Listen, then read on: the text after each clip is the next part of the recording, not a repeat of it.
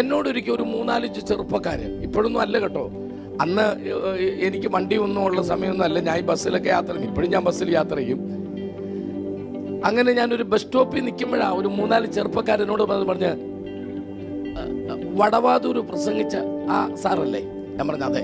ഉയ്യോ, ഞങ്ങളൊന്ന് കാണാനിരിക്കായിരുന്നു.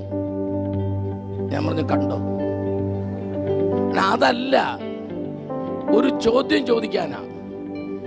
ഈ ചോദ്യം ചോദിക്കുന്നവരെ സൂക്ഷിച്ചോണം. ചോദ്യചിഹ്നം നിങ്ങൾ കണ്ടിട്ടുണ്ടോ?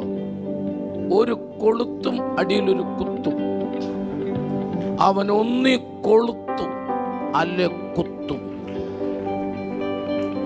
എന്നാൽ ചോദ്യവും കൊണ്ട് വരുന്നവന്റെ ആ കൊളുത്ത് നിവർക്കാമെങ്കിൽ അത് എക്സ്ക്ലമേഷൻ മാർക്കായി മാറും. ആമേൻ, ഹല്ലേലൂയ, ആമേൻ.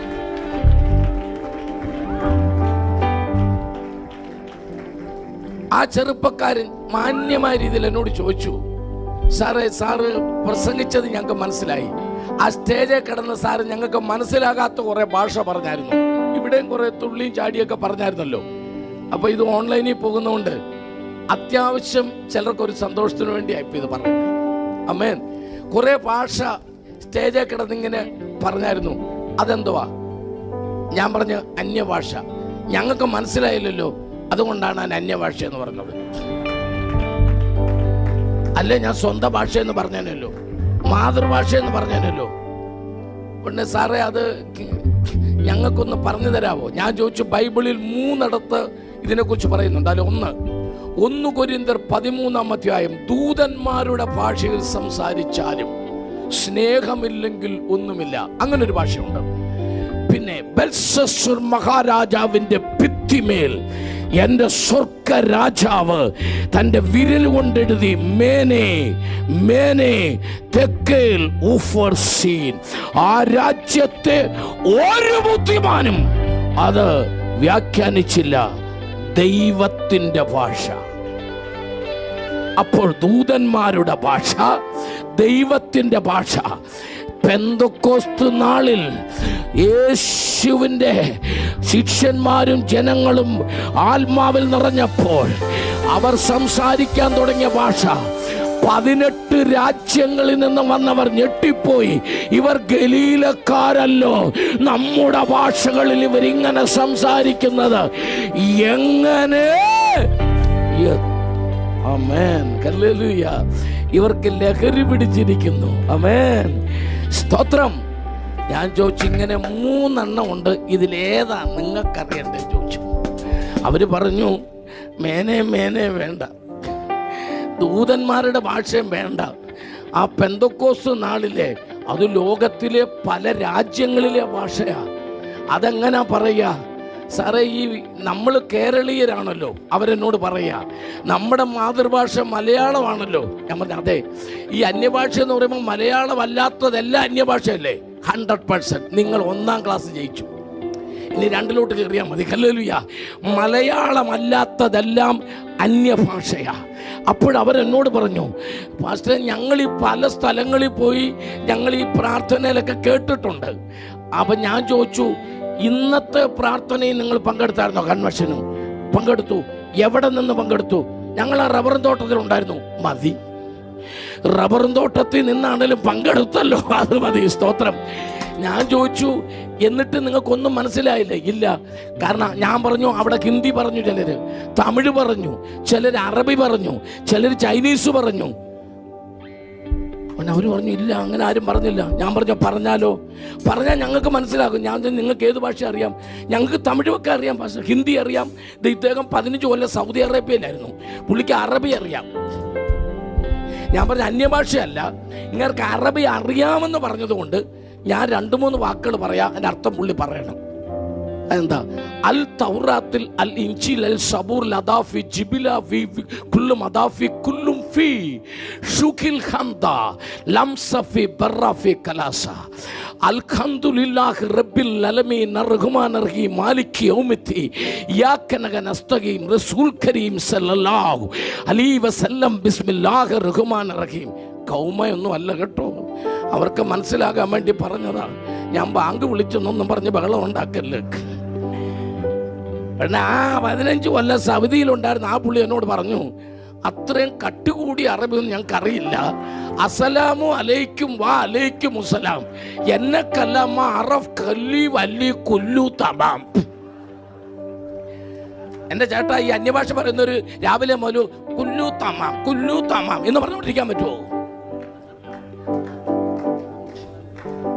ഞാൻ ചോദിച്ചു, ആർക്കാ തമിഴ് അറിയാന്ന് പറഞ്ഞ ഈ ചേട്ടൻ അറിയാം തമിഴ്.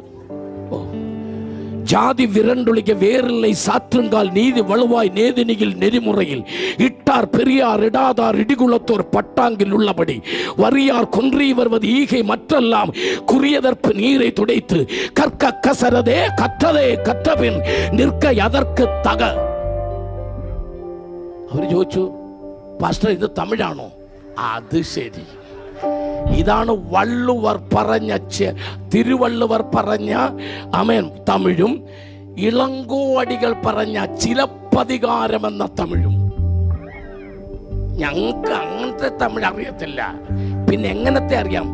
വാറിയങ്കള, പോറിയങ്കള, ഉക്കാറിയങ്കള, സാപ്പിടുറിയങ്കള, എല്ലാത്തിന്റെ അവസാനം ഇംഗ്ള ഇംഗ്ള ഇംഗ്ള ഇംഗ്ള എന്ന് പറഞ്ഞു.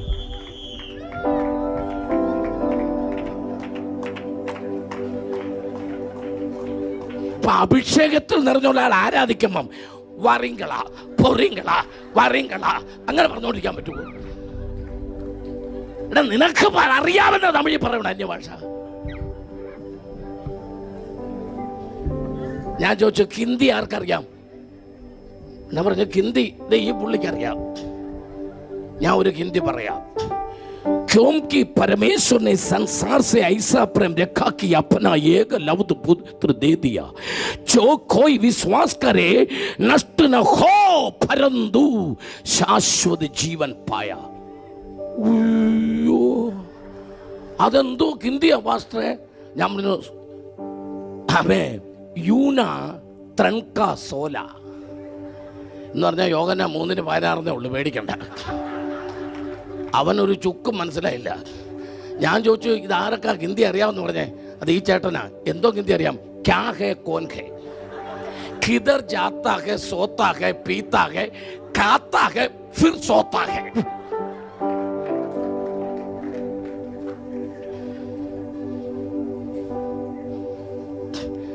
അപ്പോഴവരെന്നോട് പറഞ്ഞു, പക്ഷെ എന്നാൽ ഞങ്ങൾ പൊക്കോട്ടെ, അവിടെ നിൽക്കാൻ പറഞ്ഞു. എൻ്റെ 3 ബസ് പോയി, അവിടെ നിൽക്കാൻ പറഞ്ഞു. നീ ഇത് പഠിച്ചു പോയാ മതി. എന്റെ ബസ്സും കളഞ്ഞു പോകാനോ? നീ അവിടെ നിൽക്കാൻ പറഞ്ഞു.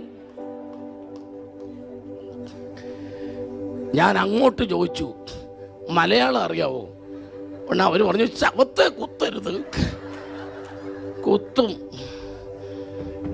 ഉടനെ പറഞ്ഞു, മാതൃഭാഷ അല്ലേ, മാതൃഭാഷ അറിയാമോ ചോദിച്ചു. മലയാളം അറിയാം.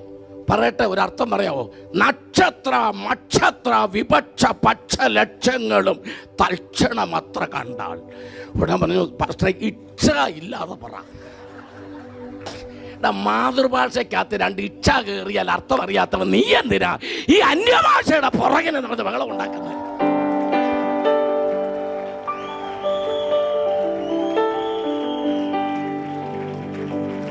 സ്വന്തം മാതൃഭാഷയ്ക്കകത്ത് 2 ഇച്ഛ കയറിയാൽ ഇവ മൂക്കുകൊണ്ട് ഇച്ഛ വരയ്ക്കും. അന്യഭാഷ ഏതാന്ന് പറഞ്ഞ് അതിന്റെ പുറകെ നടക്കുക. ഡാൻസ് ആടി അന്യഭാഷ പറഞ്ഞു. എന്നോട് പറഞ്ഞു, പക്ഷേ കൂട്ടക്ഷരമില്ലാത്ത ഏതെങ്കിലും ഒന്ന് പറ, സന്തോഷമായിട്ട് പിരിയാനാ. എനിക്ക് കൂട്ടക്ഷരമില്ലാതെ പറയാം. സകല ശുക കുല വിമല തിലകിത കളയവരെ, ഒറ്റ കൂട്ടക്ഷരമില്ല. ഉടനെ അവർ പറഞ്ഞു, ആ ഞങ്ങൾക്ക് മനസ്സിലായി, അത് സംസ്കൃതമാണ്. അപ്പൊ എനിക്ക് മനസ്സിലായി പിന്നെ സംസ്കൃതവും മലയാളവും തിരിച്ചറിയത്തില്ലെന്ന്. ഞാൻ സംസ്കൃതം വേറെ ഉണ്ട്. പൊട്ടാക്കി ബാല വട്ട തിരുപിടിച്ചടയ കാറുളി ചാറു കൂന്തൽ കെട്ടാക്കി കേതകി പൂവതിനോട് വടിവാക്കി പരം ചന്ദ്രകണ്ഠം. പാസ്റ്ററെ, ബസ് വേണ്ട, ഞങ്ങൾ ടാക്സി പിടിച്ചു കൊണ്ടുവിടാം പാസ്റ്ററെ. എനിക്കും തോന്നി, അങ്ങ് പാവം തോന്നി. ഞാൻ പറഞ്ഞു, സ്കൂളിൽ നിങ്ങൾ പഠിച്ചവരല്ലേ 10ാം ക്ലാസ് വരെ? സ്കൂളിലെ ഒരു പദ്യം ഞാൻ പറയാം. ലോകൈക ശില്പി രജനീ വനിതയ്ക്കു ചാർത്താൻ നക്ഷത്രമാല പണി ചെയ്യുവതിനു വേണ്ടി സവർണ പിണ്ടമതുരുക്കിയെടുത്തു മുക്കുന്നിതാ തപന മണ്ഡപ കൈതവത്താൽ. അപ്പോൾ അവർ പറഞ്ഞു, അത് അന്ന് പഠിച്ച പരീക്ഷ എഴുതിയതല്ലാതെ പിന്നൊന്നും ഓർക്കുന്നില്ല മാസ്റ്ററെ. സന്തോഷം. അപ്പം അറിവുമില്ല, ഓർമ്മയുമില്ലെന്ന് മനസ്സിലായി. ഞാനങ്ങനെ പിരിച്ചുവിട്ടേക്കാതെ വേറെ ചോദിച്ചു, നിങ്ങൾ ഈ നിൽക്കുന്നവരിൽ ആരെങ്കിലും മഹാത്മാഗാന്ധിയെ കണ്ടിട്ടുണ്ടോ ചോദിച്ചു. ഇല്ലെന്ന് പറഞ്ഞു. മഹാത്മാഗാന്ധി ഇന്ത്യയിൽ ജീവിച്ചിരുന്നു? ആ, ജീവിച്ചിരുന്നു. ഞാൻ ചോദിച്ചു, ചേട്ടാ നിങ്ങൾ കണ്ടിട്ടില്ലാത്ത ഒരാൾ ജീവിച്ചിരുന്നെന്ന് എങ്ങനെ അറിയാം? അതിന് ചരിത്രമുണ്ട്. അതാ ചരിത്രം, അതാ ബൈബിൾ. നീ കണ്ടിട്ടില്ലാത്തത്, നീ അനുഭവിച്ചിട്ടില്ലാത്തത് നീ ഇല്ലെന്ന് പറയരുത്. അതുണ്ടെന്നുള്ളതിനൊരു ചരിത്രമുണ്ട്. ഈ ലോകത്തോട് മുഴുവൻ ഈ ബൈബിൾ ഇങ്ങനെ പിടിച്ചോണ്ട് ഞാൻ പറയും, അഭിഷേകമില്ലെന്ന് നീ പറയരുത്. അഭിഷേകത്തിൽ നിറഞ്ഞ, ആത്മാവിൽ നിറഞ്ഞ് നൃത്തം ചെയ്തില്ലെന്ന് പറയരുത്. മ്യൂസിക് വായിച്ചില്ലെന്ന് പറയരുത്. ദാവീദ് നൃത്തം ചെയ്തെന്ന് ബൈബിളിൽ ഉണ്ടെങ്കിൽ, ആത്മാവിൽ നൃത്തം ചെയ്തെന്നുണ്ടെങ്കിൽ, ആരാധനയ്ക്ക് കുഴലൂത്തുകാരും നൃത്തക്കാരും വാദ്യക്കാരും പാട്ടുകാരും ഉണ്ടെന്ന് ബൈബിളിൽ ഉണ്ടെങ്കിൽ അതില്ലെന്ന് നീ പറയരുത്. ചരിത്രമാണ് ഞാൻ ഉയർത്തിപ്പിടിച്ചിരിക്കുന്നത്. ഇത് ചരിത്രമാണ്, ഇത് ചരിത്രമാ. ലോകം മുഴുവൻ വായിക്കാൻ ദൈവം വച്ചിരിക്കുന്ന ചരിത്രമാണ് വിശുദ്ധ ബൈബിൾ. ആമേൻ. ഹല്ലേലൂയ.